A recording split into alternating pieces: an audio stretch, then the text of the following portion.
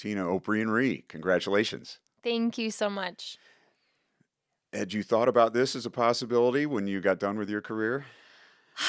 You know, I want to say yes and no. You think about it. Just during my time, I had such a great last season at Malone, and so I always thought there was that possibility. But to be honest, it's been a shock because there's just been so much talent that has gone through the program, especially distance running.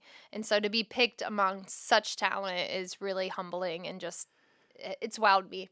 When you think about the Malone running program, whether it's track and field, cross country, it's amazing how many people come back Yeah. and come back to help out, come back Yeah. to coach, or their children come back to run here. It's Yeah. amazing. What do you think you could attribute that to?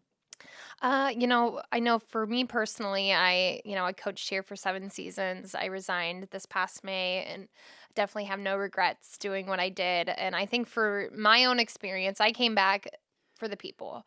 Malone Malone's made up with amazing people. And for me, it was just that distance group I had and Coach Hazen, Coach David Gramlich, Coach Reniker. I mean, there's so many other coaches, Coach McClure. I mean, they really instilled belief in me. And I talked a lot about that in my speech, my recognition speech. And really, I just remember how important that was to me as an athlete. And I wanted to give back. And what really drew me was the people.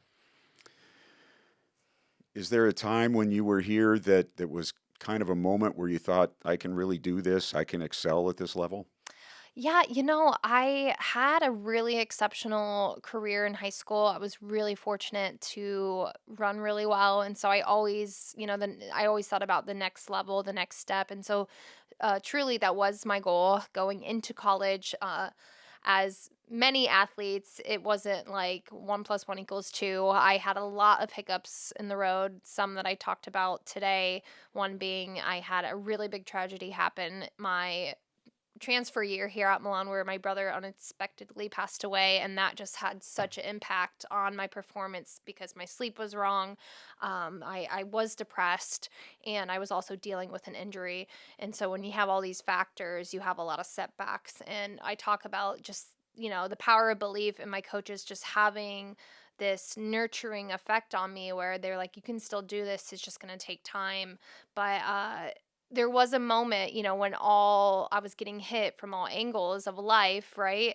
Where I thought maybe I'm done. Maybe I already have had the best in me and maybe I just need to put it to bed.